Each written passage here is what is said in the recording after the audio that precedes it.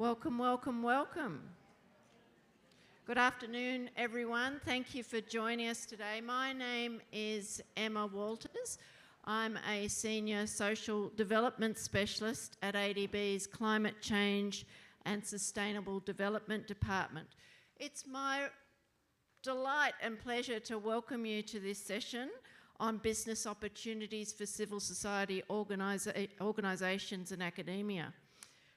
Today we'll hear about how ADB engages with civil society organisations and academia, and also about consulting opportunities for these groups, and we'll hear from some civil society organisation representatives as well to get some tips and guidance from them.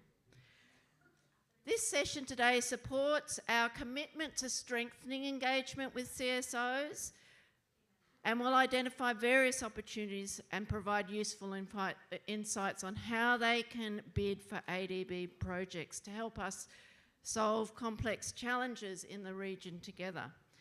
So with that brief introduction, let me now introduce our first speaker, who is Heidi Dupuy. She's the unit head of ADB's NGO and Civil Society Centre, who will give us an overview of how ADB engages with civil society organisations. Thank you, Emma.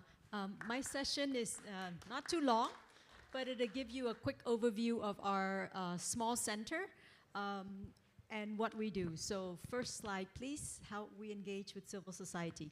The first slide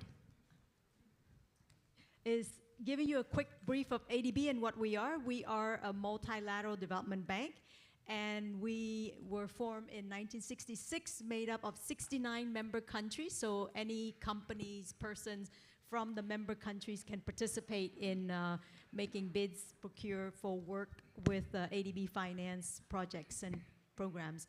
And we work in a way that channel resources from the global market to developing member countries that may have difficulties accessing the market for financing.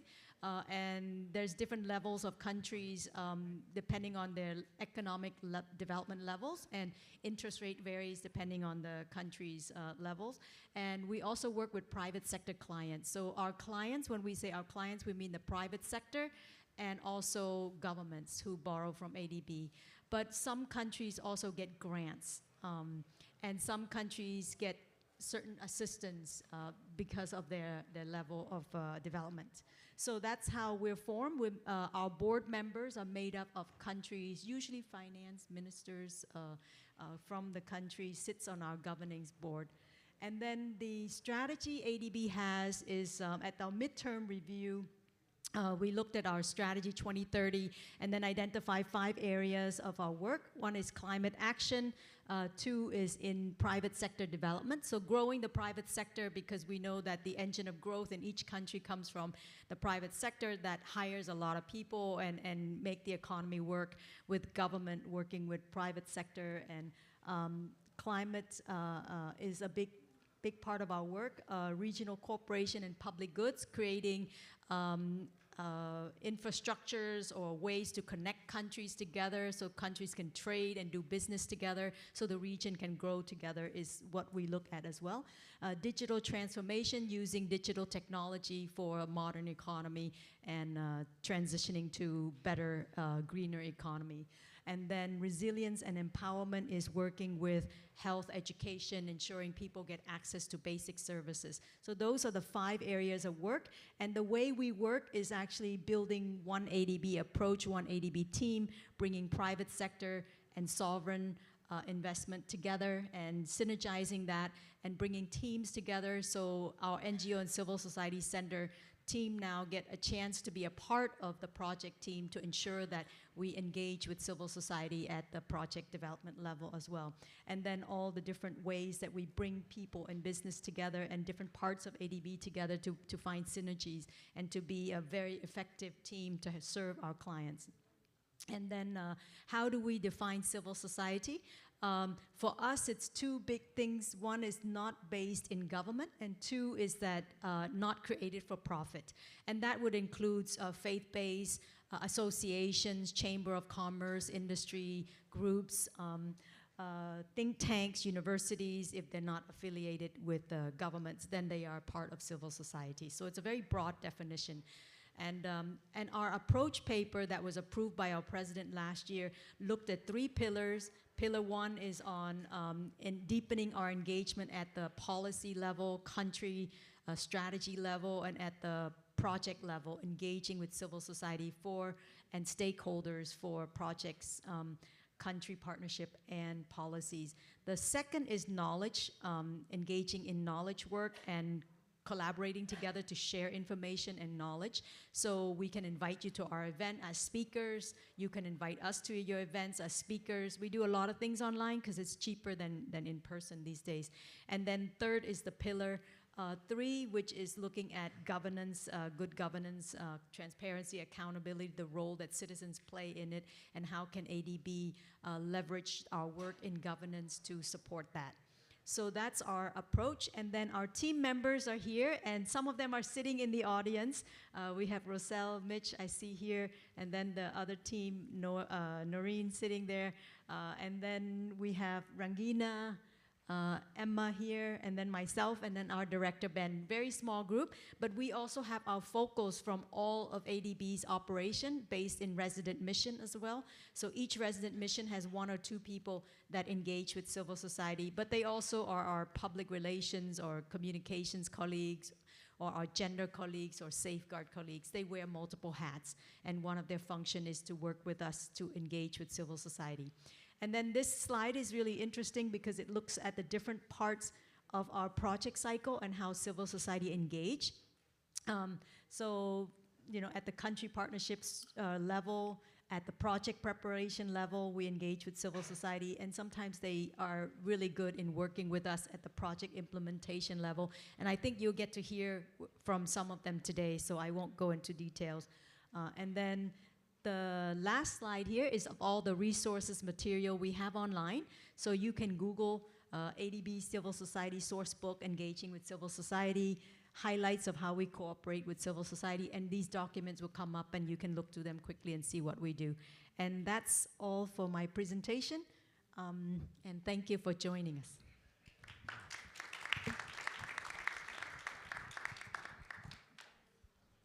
Thank you so much, Heidi. Building on that, I'd now like to ask Steve Gillard, who's Principal Procurement Specialist of ADB's Procurement Portfolio and Financial Management Department, to share insights on how CSOs can bid for consultancy contracts with ADB. Please go ahead, Steve. Thank you. Hello again. I think probably you've all heard me say something already. So I'm going to say a few words on consulting opportunities for CSOs. I thought we'd start with a few statistics. So ADB currently has around 3,700 CSOs registered on CMS. Hopefully you've already got an understanding of what CMS is and how important it is. But this means that 3,700 CSOs are, have either won contracts with us, have bid on contracts, or are capable of managing opportunities for ADB.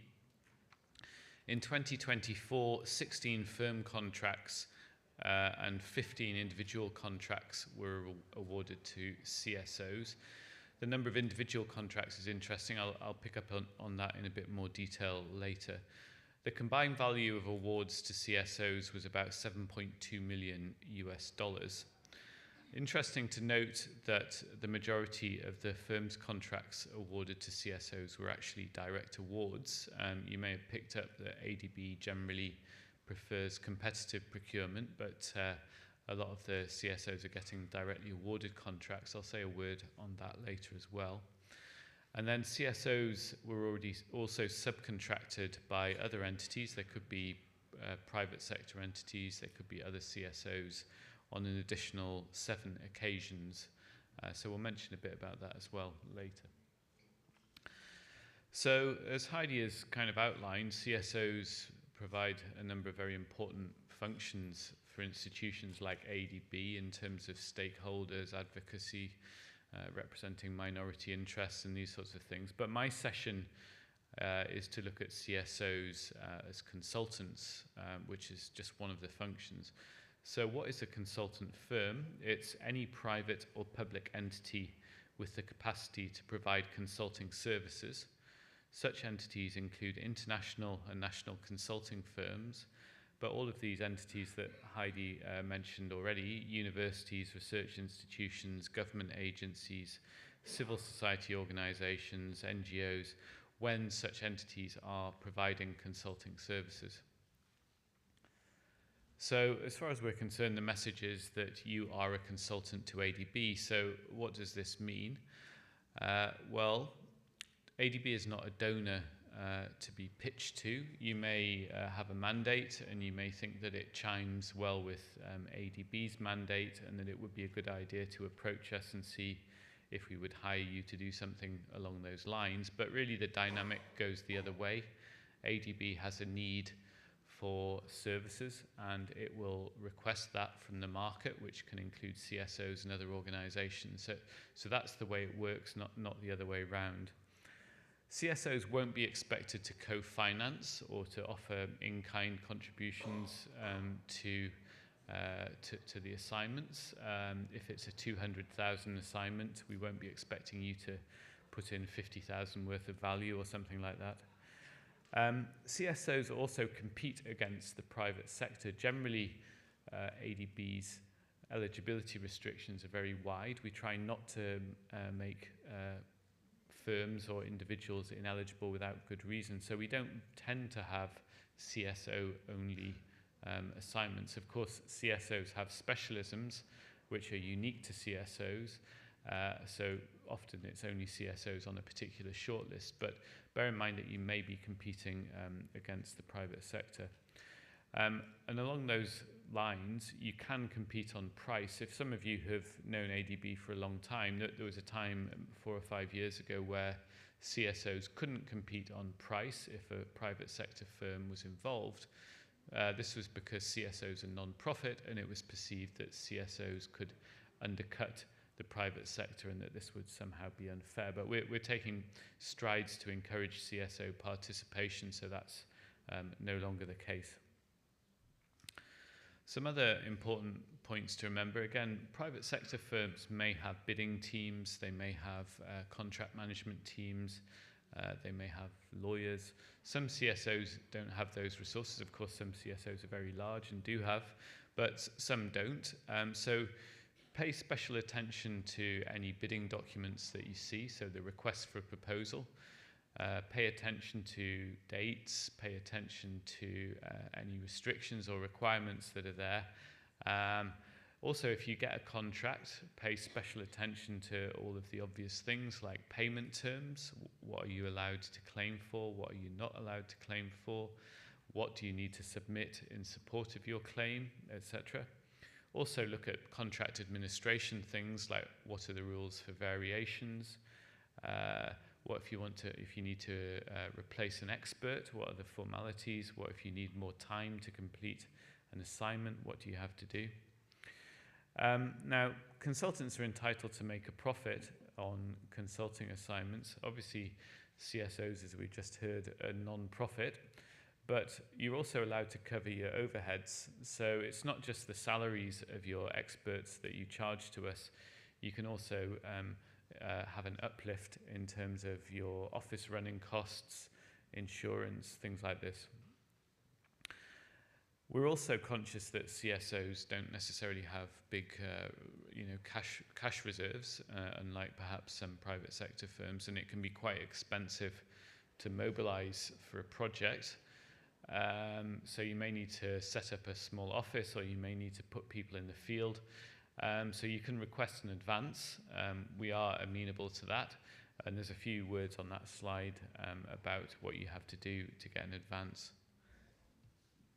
So some tips, work on your business intelligence. Coming to sessions like today and yesterday is obviously great. Hopefully you picked up some information and you have a better understanding where to get the information. There was a session earlier on this afternoon about how to navigate ADB's website. So That should have given you an idea where to find things like country procurement plans, where to see the procurement pipelines and things like this. Work to your advantage, work to your competitive advantage. CSOs often have lots of great advantages, their grassroots connections, etc. So don't sort of think coming out of this session that the solution is to apply for lots of assignments to try and get one. Probably the better solution is to find a handful of assignments which you're well equipped for, and to focus your efforts on doing really good expressions of interest and proposals. Try and have a focal for ADB and for CMS.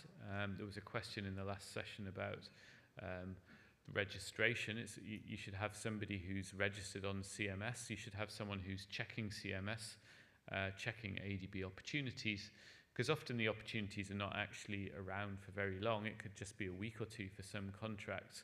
So you need to be on top of it and to find it. And also you need to keep on top of your intelligence. So I would strongly suggest that you have someone who is watching and is your focal. We mentioned individual consulting contracts at the start. There was 15 individual consulting contracts. I think these are very useful strategically if you're trying to get ADB work. It's a good way to put one of your team members forward for a particular assignment if they have the right skill set. If they get in, they do a good job, then they come back with the ADB experience, the ADB connections, and they will potentially look like a good expert for future bids, which you do at an organizational level rather than an individual level. Consider partnering as well. We mentioned subcontracting earlier on. It may be that you have some niche expertise, but you don't really have the overall capacity to successfully bid for a particular contract. So consider teaming up with another organization, be it another CSO, perhaps one you met today, or with a private sector firm to see if you can get on the bids. And there's a couple of ways that you can position yourself for this. One is that we publish all of the firm's awards that we make, so you could consider contacting those firms that have won contracts with us before and seeing if they're interested in working with you in the future. We also publish shortlists, and they're firms that are shortlisted and are currently preparing proposals on assignments. So you may have a small window of time in which to approach them and see if they want to supplement their proposal with your expertise. So a couple of thoughts there. Also, work on your reputation, particularly should you get work with ADB. We talked about the importance of direct awards and how many direct awards, how many CSOs are directly awarded. So this is generally done by the project officer in the bank who knows a particular CSO, knows that they have some unique experience, or perhaps it's a low value contract. And under these criteria, direct awards can be made. So work on your reputation. If you do get some work, go the extra mile to do a good job, and hopefully you will get more contracts after that. Finally, I'm just going to draw your attention to this primer, which I understand has been updated in the last few days and is live now, which you can access by this link. It goes into a bit more detail than I've been able to go into in this short talk today. It's very useful. I suggest you all read it, and particularly have a look at one section which lists the NGO anchors. NGO anchors are ADB staff whose job it is to help NGOs or CSOs to find work with ADB and to give them information and to increase their profile. So these are divided on a regional basis. You can find the anchor which is most relevant to you and try and get in contact with them. So that's it for me today. Thank you very much. Thank you so much, Steve. Really useful information. We'll have a Q&A towards the end of the session. But now we're going to shift to a short video presentation hearing from some CSOs that have successfully bid and worked on ADB projects. So can we play the video, please? With ADB, we supported 15 communities to mitigate the effects of COVID-19 pandemic in Armenia, providing their tailored support in terms of technical assistance to community, capacity building, and addressing different aspects of COVID-19, healthcare, education, and also employability and economical impacts of COVID-19. As a CSO, we learned, one specifically if you want to say, the competency that we do not have within NGO, we are able to hire and do the best. And also the frequent meeting, feedback sessions, it's all quite interesting to revise all our programs and design the program very well. So a lot of back and forth communications, quick meetings. This is all very, benefiting on both the sides. And we are very proud to say that we are able to produce a lot of good documents for this project. Clean Air Asia works very well with the Asian Development Bank because as a civil society organization, we work with cities, national governments, and other stakeholders to identify the air pollution problem and the mitigation measures to address and to solve the problem. But this usually requires investments in terms of air quality monitoring systems or infrastructure, clean transportation, cleaner industries, cleaner energy. And this is where financing from development banks like the ADB will be very important. Plan some time for processing, some time for financial claims, sometimes for procurement. So you have enough time to be able to complete your work and not stress about processes, because this is big organization. Because each NGOs, you have an expertise, you have an area of specialization in terms of health or livelihood or advocacy issues. So it is better line with your expertise with ADP to work with. So it's a good opportunity you can look for, and really, your expertise will be used for the betterment of the benefit of the larger society. Ultimately, within the ADB, you work with people, and having a champion in the organization who will go the extra mile to link you with the regional departments, show you the ropes on how to deal with specific resident missions would really go a long way for your projects to succeed. Working with the ADB as a civil society organization, I'm actually very pleased that we are considered as an equal partner, that it is a two-way street. I think this kind of partnership has a greater likelihood of succeeding in the long term because both parties mutually benefit. Our project is already finished for 2 years, but we are still connected, and we are invited to share our experience, to learn from others. And this is a very mutually beneficial relationship because it helped us to get bigger reputation and continue the work beyond, because big organization trusted us. Mainly, you need to equip yourself, consolidate your experiences, and really your focus area, all that you need to really tune up so that you can match with the expectation of the ADB. It may seem like it's a maze, and the beginning, it may take time to understand the organization, how things work.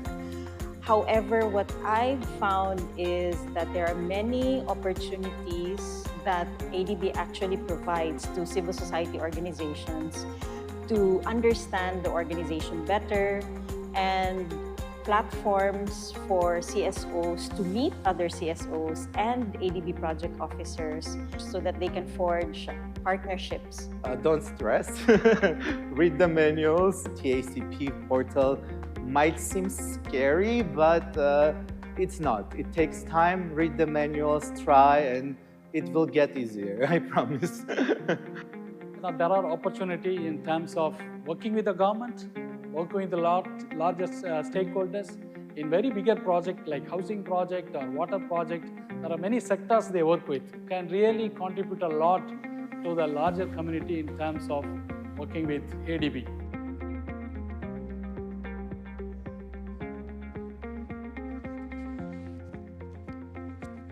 Well, thank you so much to those speakers. And look, here they are in the front row.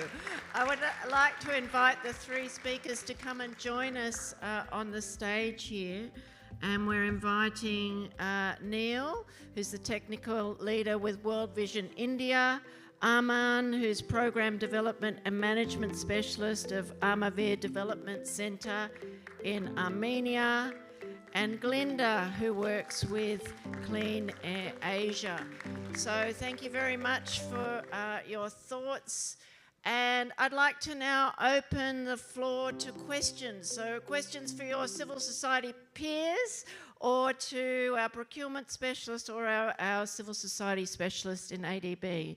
You can use the Events Air app. I can't see any questions there. I might refresh. Any questions from the floor? Yes, do you want to use the mic in the centre, please? If you could start with your name and organisation, if you're comfortable saying that. I definitely am. That's okay. Is this on? Yes, it's on. Great. I'm Mel Flanagan from Nook Studios in Australia. So we're a social enterprise. We're a for-profit, for-purpose social enterprise. So all of our profits go back into our mission, which is about making information accessible for local communities so they can get involved in decisions that impact them. So I guess my question to you is, where do social enterprises like us kind of fit into the ADB? Because I know there's the private sector, there's the sort of CSO, but yes, where's a place for social enterprises in the ADB? Thank you. Heidi, would you like to answer that, Heidi? Yes, but do you want to take more questions before? Any other questions from the floor? I can't see any just yet. Okay. Yeah, we really, NGOC had been discussing social enterprises and where does it fit in, as you said. The World Bank did this mapping where they put NGOs on one end and then private sector on another, and in between eventually, moves the social enterprise eventually to private sector. We do have, I think you're welcome to make bids for projects. I think the consulting management system is bid for everybody. It's open to anybody. So you can compete like everybody else for any opportunities you see. However, social enterprises, depending on your size and how much revenue you have, ADB private sector has something called ADB Ventures and ADB Seeds investment in the Pacific or something. And I think they have a certain revenue threshold that you have to have before you can fit into the category. But there is efforts in our private sector work to actually look at more how they can get deeper to that area. And we were looking at whether there's opportunities for NGOC, our unit, to finance a research into that and see how ADB can engage more with this group that we think that there's a missing middle. We did, however, had last year working with the UNDP. The UNDP supports what they call Youth Collab, which is young people who's looking at business enterprises that they are developing from community levels and things like that. And we have some engagement with UN on that front. That's something that I think we need to explore more of. It's not very well developed, and we're learning to do that. But maybe, Steve, I don't know if you have any advice on that front as well. Sure. I mean, as far as we're concerned, we wouldn't treat your type of organisation any differently from a CSO or a private sector consultant. It seems like you can make a profit, but you channel the profit back into the wider part of your mandate. So for us, that's not a problem. I don't really have much to add. Thank you. Either or, in what sense?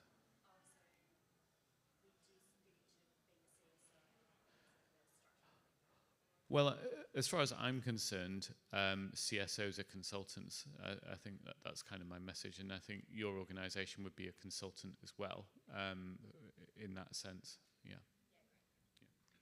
Okay. Further questions? I can't see any on the Events Air app. Other questions from the floor? Yes, if you wouldn't mind using the mic there, please. Thank you.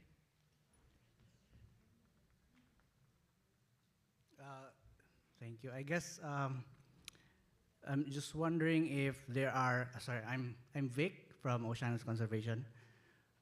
I'm wondering if there are any values, I guess, or yeah, I guess values that your CSOs, individual CSOs, probably Neil, Arman, and Glinda can answer. If there are any values that your CSOs share that have allowed you to work well with ADB, if any.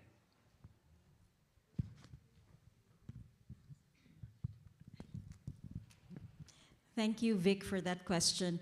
Yes, I would say that for Clean Air Asia, we believe in the ethos of partnerships and participatory decision-making. And in this case, partnering with the ADB has been quite beneficial because they, at least in the projects that we have worked on, which is, for example, helping 6 cities across Asia develop science-based clean air action plans and implement the mitigation measures in the low-hanging fruit measures there. ADB did really appreciate and in fact encouraged us to have a participatory and multi-stakeholder engagement with the cities and not just the government agencies, but also with civil society, academia, and the private sector. So there's alignment there in that aspect of partnerships and multi-sector participatory planning.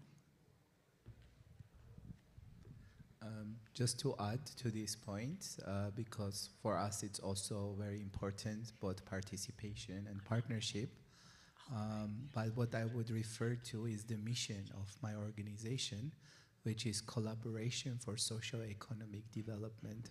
And this is what is the main value, yeah, for us, to collaborate with ADB, with government, with the stakeholders, with citizens, to find solutions. And this is the main value that united us. And that specifically one value addition, what we can say is our presence in the grassroots level, because the project is in Tamil Nadu. So the locations also, it's around our project, that's a location benefit. The other aspect is about designing a livelihood project for people relocating from the flood-prone area to other. So especially they are looking at graduation model. So graduation model, we had a strong experience. From 2015 onwards, we reached about 60,000 households. So we have expertise, in-house expertise, how it work in tribal area, how it will work in urban area and rural area. So that's one of the competencies that we have just added value to designing the project. Okay, I've got a couple of questions from Event Air. The number of CSOs awarded last year seems relatively small. Why do you think that's so? Perhaps, Steve, we could give that one to you. Well, out of the firm's contracts, I'm trying to remember how many were awarded in total from TA. I think it's a couple of hundred last year. I don't remember the exact number from my presentation yesterday, I have to admit. But if we got about 20, to me, you know, that's about 10% of the total number of contracts in approximate terms. So I'm not sure it's a small number. ADB actually doesn't award a huge number of firms contracts compared with other organisations. You know, I haven't really analysed whether CSOs are being unsuccessful in competition or whether there's just not really a huge volume of contracts which CSOs can do. So yeah, maybe that's not a perfect answer, but I think that's all I can come up with in a minute. Thank you. All right. Something I want to mention too is that all the procurement that goes through ADB actually tends to be technical assistance money, which is different. Projects that ADB finance will go through the clients, which means it goes to the government. So what Armin was saying about working with government is very important, because a lot of the procurement, there will be opportunities for civil society to go through government procurement as well. And once you've been a trusted partner and you deliver on it, then your reputation will grow, and governments can also look at you as, you know, potential partners as well. One thing that NGOC do is we promote in our developing member countries office is to what we call the Partnership Day. We did it last year in Mongolia, and the year before that we did it in Bhutan, where we bring government and civil society together to share about, you know, what are the projects that are coming down the pipelines and what civil society should expect to see the projects that are being developed. And then governments know about it, civil society know about it, and it will be procured through governments. And so civil society can bid for that as well at the country level. And I think private sector that also get financing from ADB sometimes will have needs for engaging with civil society to do like community engagement and coordination, awareness buildings and safety campaigns and things like that. So those are other ways to get opportunities, but what goes through the ADB is actually small compared to what goes through our developing member countries' larger projects. So. Okay, I have another question for Steve, I think. Based on the EOIs and proposals received by ADB, are there any common weaknesses that you observe? Common weaknesses from CSOs? Well, I think possibly there are problems following the formalities.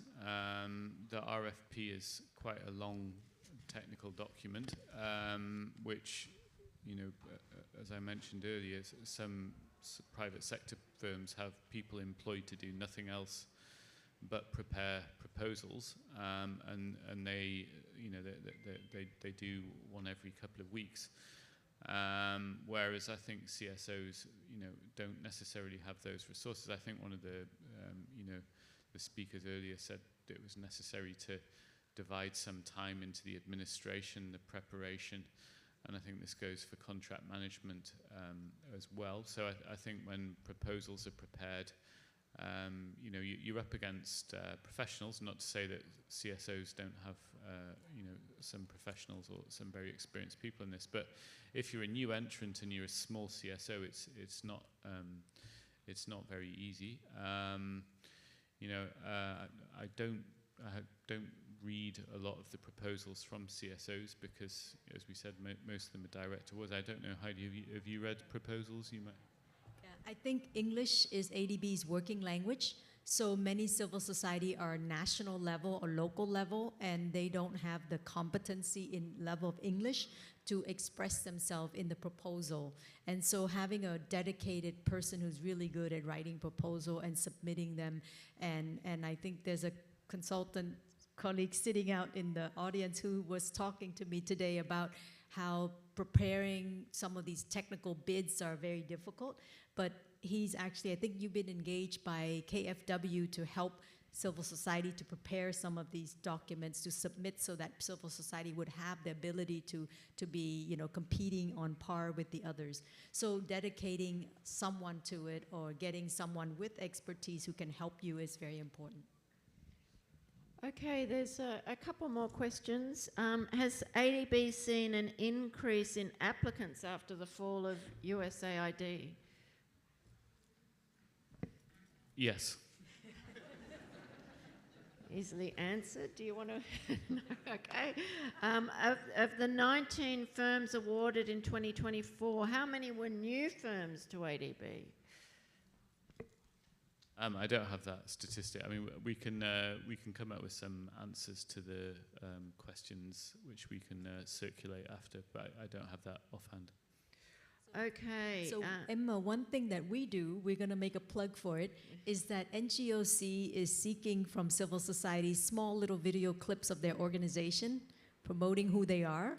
And then what we want to do is to run them inside ADB internal, all these videos you see in the cafeteria and different things. We want to get that procured from civil society, so we run them through so that people know the names of your organization, because we get asked by our sector and thematic colleagues and say, we're working in this country, in this particular sector, in this community.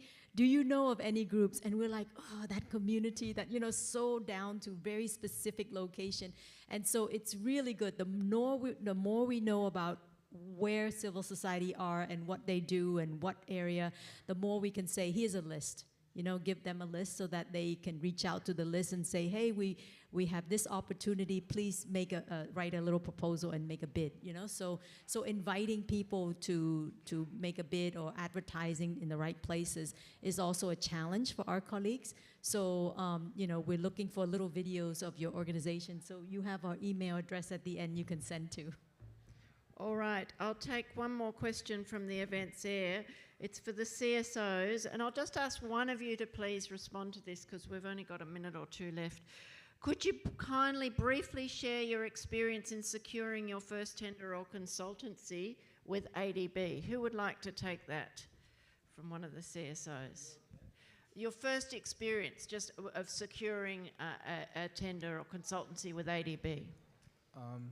Well, our first experience was actually not a direct experience. We got through an international firm to cooperate, which was an important stepping stone for us for building relationship with ADB.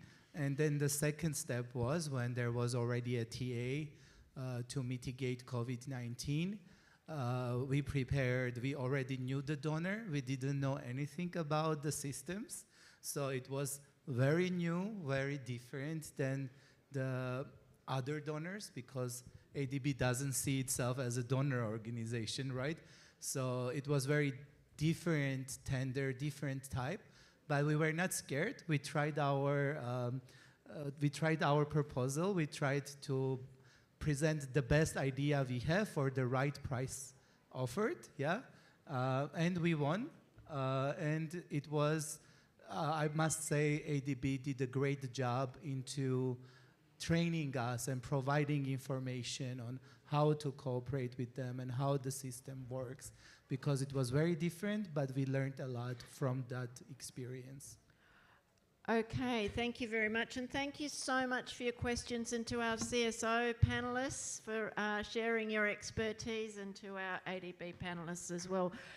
Thank you. Before we wrap up, you need to get your phones out. I've got a series of QR codes. So this is the primer, which is a really important document, a really great starting point for you to look at how to engage with ADB through procurement opportunities and other opportunities indeed. So please, I'll get out of the way so you can see that. Please do have a look at that. Has everybody captured that? Then I'll move on to, we've got a seminar coming up on the 24th of September. Again, there's a QR code. This is another way to engage with ADB. It's on gender and heat stress, and we've got civil society organisations and our gender equality team working with the NGO and Civil Society Centre for this short webinar on the 24th of September. And then the last QR code, I think, is can you please let us know how we went, what other topics you'd like to hear about, and anything else you'd like to let us know. So thank you very much for your time today. Again, I'd like to thank all the panellists for their time as well, and that officially concludes our session.